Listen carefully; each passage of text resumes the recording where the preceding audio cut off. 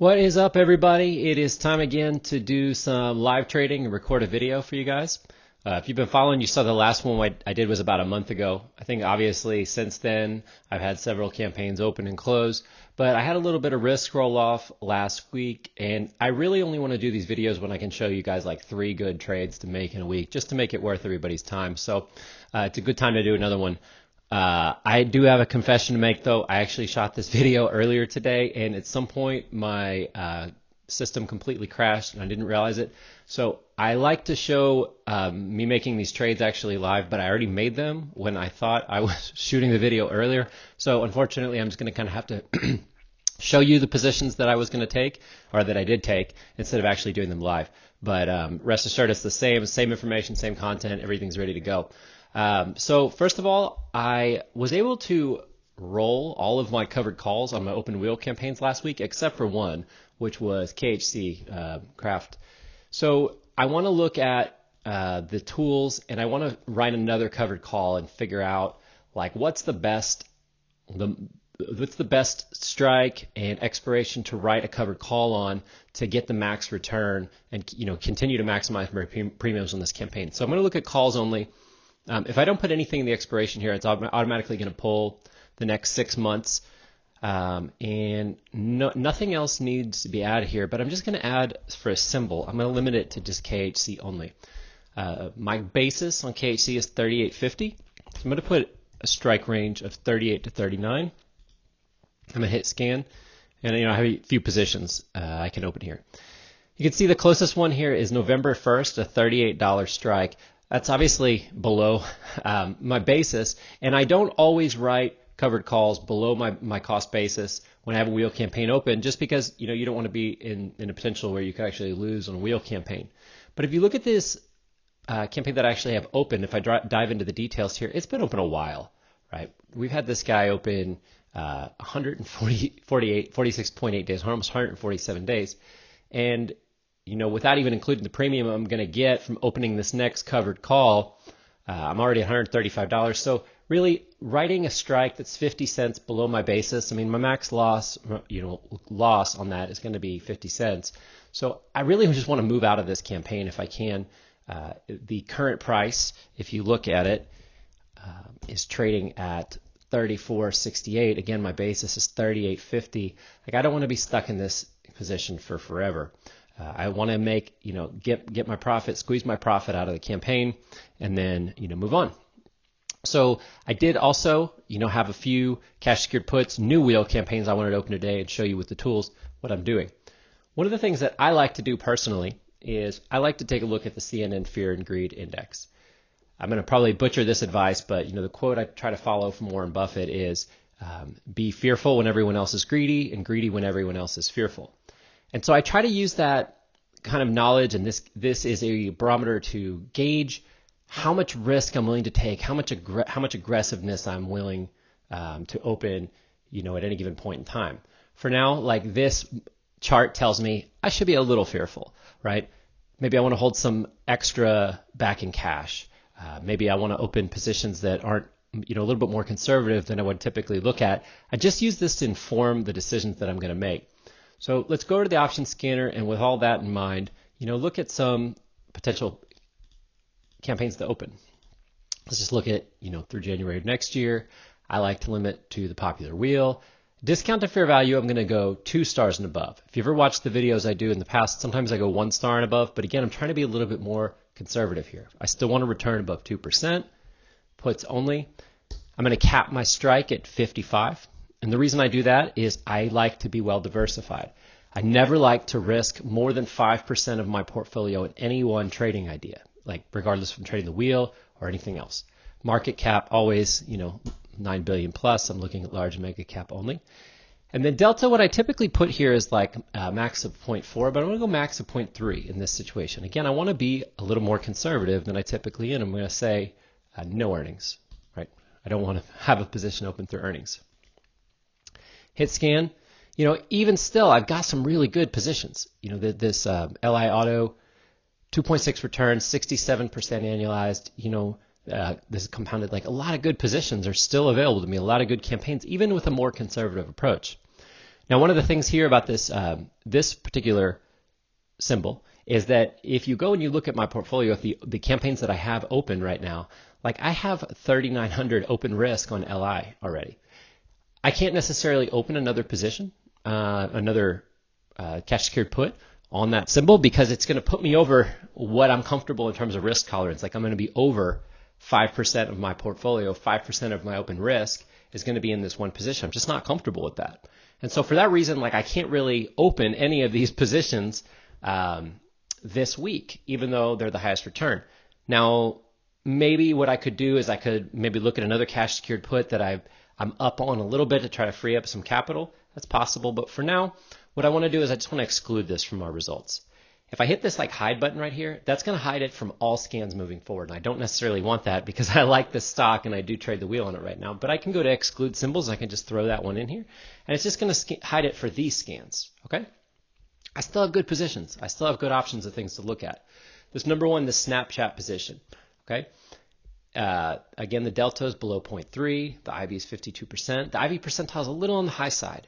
It's, just saying that 70% of the days over the last calendar year have had an implied volatility lower than it is currently.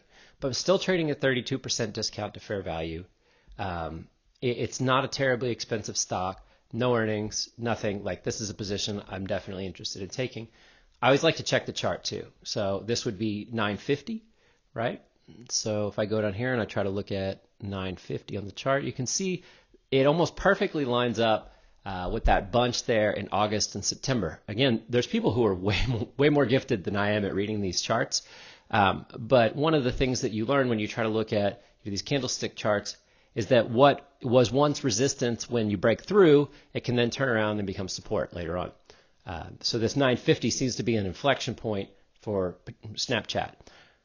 Even if this regresses to the mean a little bit, you can see the mean is currently above 950. So I'm expecting even if this starts to pull back and go back to the mean, I should be safe at 950. Should be, again. We don't really know what's going to happen. But I'm just relying on all the data that goes into this position to make an informed decision. I mean, 2.5% actual return, 43% annualized compounded. Like this is a good trade for me. This is good for the way that I trade the wheel. The second thing that was on here was Warner Brothers Discovery. When I filmed this video earlier, again, I'm sorry for that. This position was actually the second highest in terms of the annualized return. And it's still a 2.4% actual return, 30% annualized return. And it's an inexpensive stock. If you look, it's trading at 56% discount to fair value. I believe the fair value of this is $14. It's just like very, very undervalued at the current price. I have gotten into situations in the past where I, put too much into a stock just because it's cheap. And you really have to remember the principles of you don't, regardless of if something is cheap or expensive, if it's not a stock you want to own, don't run a wheel campaign on it, right? This meets all the criteria, even though it's cheap. 750 is cheap. It does meet all the rest of the criteria, and I am able to get a Morningstar fair value rating on it.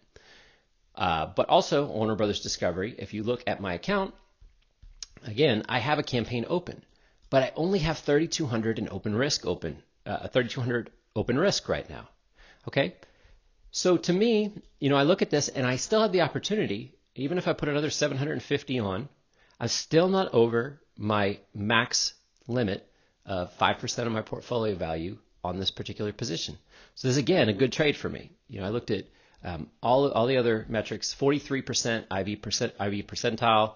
It's good. It's like in the middle of the road of the implied volatility over the past year. The delta lines up. We got no earnings. The price is good. Price good. Discount to fair value. Like this is a winner. This is a go for me. And so I did open this position as well. And I now have more than 3,200 open risk on this position. We're up to like 3,950 open risk on Warner Brothers Discovery. The third campaign that I opened here was JD. Now this is one that I wanted to be a little careful with because this is a foreign company.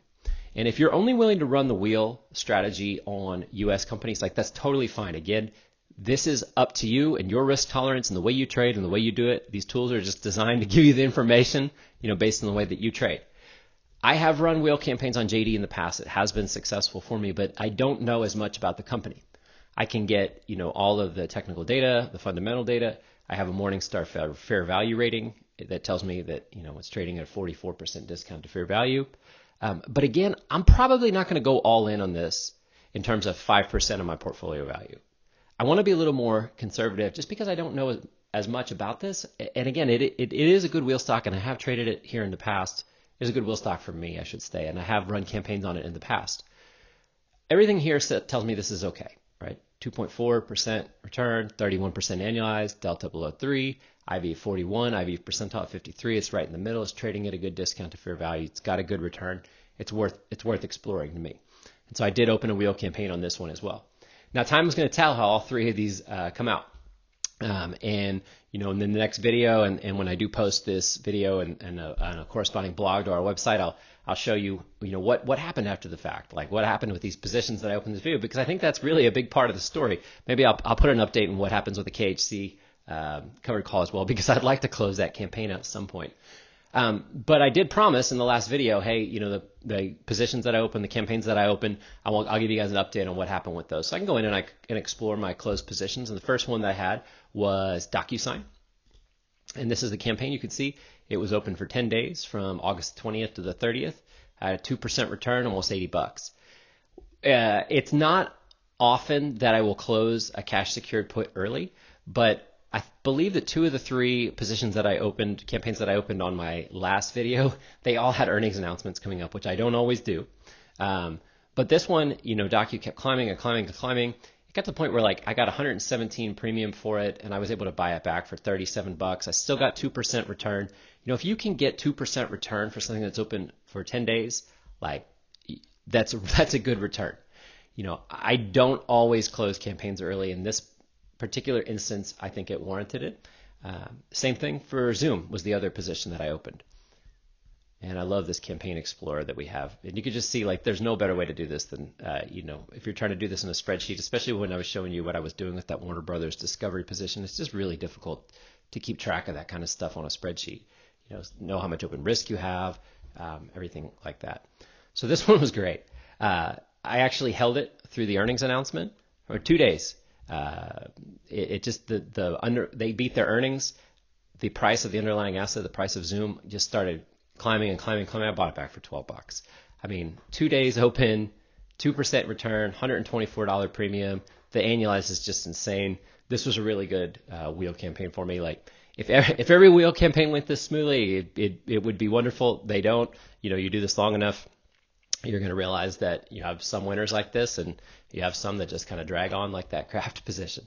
And then the third one is actually a pretty good example. And I'm human, I make mistakes, and I did make a mistake on this one, not when I opened it, and I'll show you what I did here as well. And it was with Roblox. Again, you can watch the last video. You can see me open all 3 of these campaigns live. So I only got a 1% return, and this one was actually open for 5 days. What I did here is I wanted to close this position, and I went to buy back the cash secured put, and I forgot to enter a limit price. I just got filled at the market price. If you've never made a processing error in your wheel strategy trading before, you're probably going to there will be a point at which you're trying to sell a cash secured put and you buy one. It's just it's going to happen occasionally. We're only human. Luckily, this one was not a significant error. I still made my 1% return. I think I'd still be happy with 1% return, 137% annualized for something you have open for 5 days. But I could have squeezed a little more juice out of this one. At the end of the day, we're only talking about a couple dollars difference. But so all 3 of those campaigns that I opened on the last video were all winners. Hopefully these 3 that I opened again today are going to be the same story, but time will tell. Again, if you like what we're doing, please help us get the word out. It really helps us if you subscribe to these videos on YouTube. We do post our live trading, all of our feature updates and announcements and everything like that all get posted here as well. And it just helps us get the word out. We're trying to really be able to serve as many wheel traders as we can, and just create these tools that just make this style of trading so much easier and so much more fun, to be honest. If you haven't already, head over to premiumpirates.com. We have a 14-day free trial. You can go over here. You can use all these tools as much as you want for 14 days. Play with the option scanner as much as you want. Create an account. Create a watch list. Do the whole thing. Just see how it works for you. And I think that everybody who's taken a trial so far that we've talked with has been, pleasantly surprised. I think if you haven't done so already, there's just really no risk. You can just explore these tools for yourself. Thank you guys so much for watching. Until next time.